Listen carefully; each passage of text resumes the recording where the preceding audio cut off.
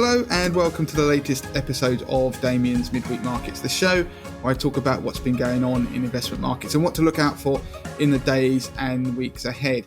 Now, this week it's been relatively quiet on investment markets. We've continued to be range bound almost in every equity market you care to look at, particularly in the US. There's the 3,000 level is proving pretty tricky for the S&P 500 to overcome, but I'll come on to that a little bit later. But just to give you a recap of some of the things that have happened in the last week, we had Jerome Powell, the chair of the US Federal Reserve, talk about the potential recovery in the US and that it may take longer than people think. We might not quite have the V-shaped recovery that some people are hoping for. We had Warren Buffett actually disclose not only has he sold out of airline stocks, but he's also started to sell out of financials. And now financials are a key sector if we are going to get an economic recovery. Again, something I'll come on to later. We had another round of hopes for a potential vaccine from a company, which again, we saw their share price rally and then pull back.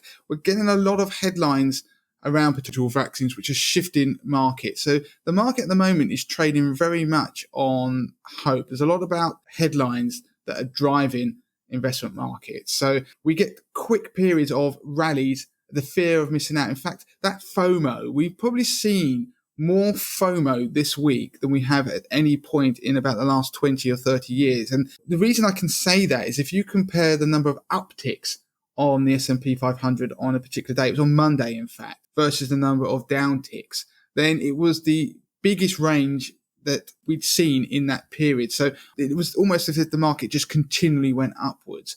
So that FOMO is almost uniquely American, as I've been talking about, because if you went across to Europe, to the UK, then the markets didn't rally quite as much. And the same is true of Asian markets. In fact, we saw some Asian markets start to pull back. Tech stocks continue to do well. Now, Facebook announced a new feature that it's going to be bringing out, which effectively enables people to open shops on Facebook. So you'll be able to buy via Facebook. So they're taking on Amazon and eBay effectively. So taking advantage of this trend that's been forced upon us largely by the coronavirus outbreak. And we've also seen, I mentioned tech stocks there because we saw the share price of Facebook rally to new all-time highs. And funnily enough, we saw Amazon's share price rally to all-time highs this week. So if you hold any funds that invest in those particular stocks, you would have done quite well this week. But we did start to see some value sectors and some cyclical sectors start to pick up and actually outperform the wider market. So financials had a good week despite Warren Buffett's disclosure.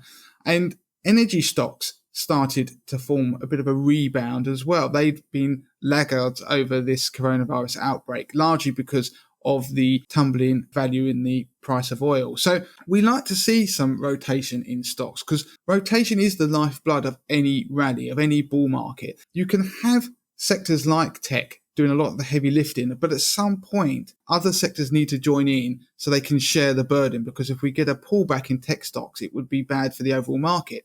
Having said that, we definitely have the winners and the losers within this coronavirus outbreak, and tech stocks continue to be the overall winners. And it does raise the question, will we actually see a market where we don't have so much of that rotation? If we have the coronavirus lockdown extended over a period of time, we are in unprecedented times. That word is bounded about a lot. But as we've not been in a lockdown like this, could it just be that we might see certain sectors be winners for an extended period of time? So like tech stocks, those stocks that are particularly focused on buying online from home, those being winners that already make up a large portion of some of the indices out there, like the S&P 500. So they're actually giving this inflated view of the US equity market and global equity markets, given their size, when lots of the underlying stocks within those sectors aren't doing so well. So could it be that that actually becomes the norm, that we don't see this rotation and that the market can keep pushing higher because these stocks can do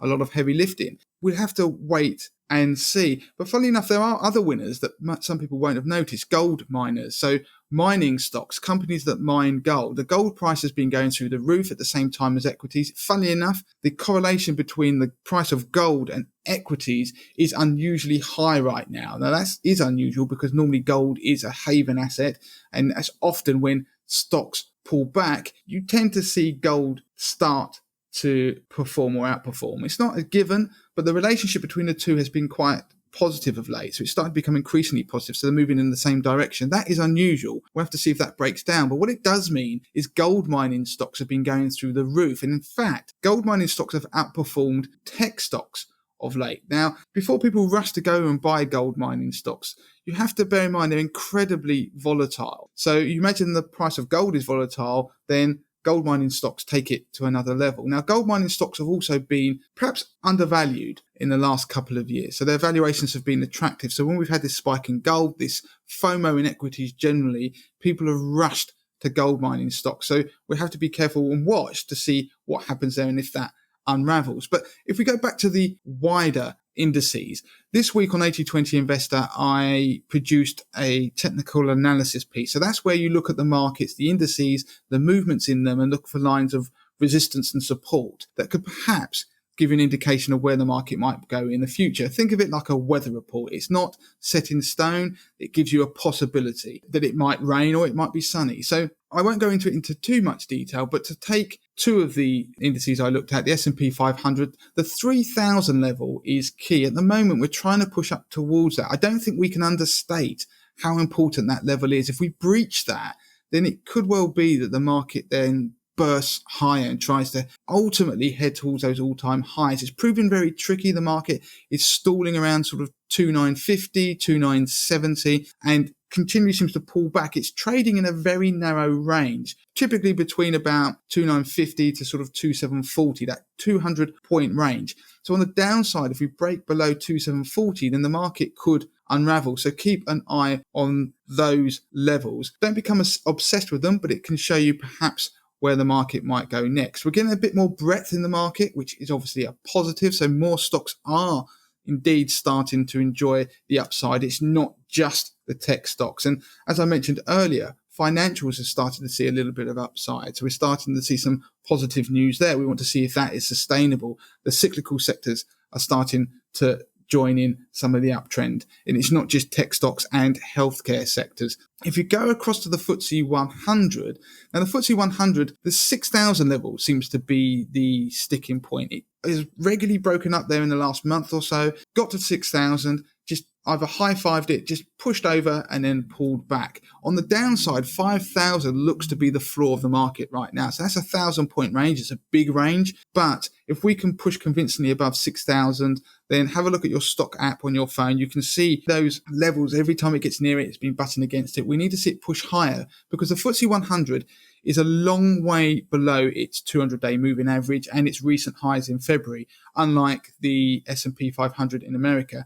Now, other global stock markets resemble the FTSE 100 more than they do the S&P 500 in their performance. So they haven't enjoyed as strong a rally as we've seen in America. The other thing I just want to finish on is keep an eye on the value of the pound. Now, when we had the Brexit deal come along and then we had the election win, the landslide election win by the Conservatives, we saw the pound rally to $1.30. And then we've had it pull back since then, largely because of the realities of what will happen in Brexit. We're in a transition period. What sort of deal will we get? But we've also had the government's response to the coronavirus come under scrutiny, which has put more downward pressure on it. The dollar has strengthened. It always tends to strengthen in periods of economic uncertainty and recessionary periods like we are now. So that kind of double whammy has caused the pound to tumble down towards $1.25, $1.23, and down towards $1.22, where it is roughly now. And of course, we've got Brexit uncertainty rearing its head once again. So what that all means is there's more downward pressure on the pound, and we could start to push possibly down towards that $1.20 level. There are some key levels you need to watch as support if we break through. If you want to know more, go and look at the research on 80/20 Investor. You can take out a free trial. So those are the things that you want to be watching in the coming days and weeks ahead. As long-term investors, you don't want to obsess about it, but it's worth just keeping an eye to see what the market is doing. And one last sort of macro theme, the US-China trade war seems to be rearing its head again. At least Donald Trump is throwing around accusations on Twitter. So that's causing a little bit of uncertainty in markets. But we'll have to see what happens in the next sort of days and weeks on that particular topic. So that is it for this week on Damien's Midweek Markets. As ever, you can get in touch with me, Damien, at moneytothemasses.com is the email address. Money to the Masses with the number 2 is the Twitter handle. Of course, we're on Instagram. Do subscribe to our channel on YouTube so you can see the videos of all the things that we do, and do join our Facebook group. You can find it at facebook.com/groups/money to the masses.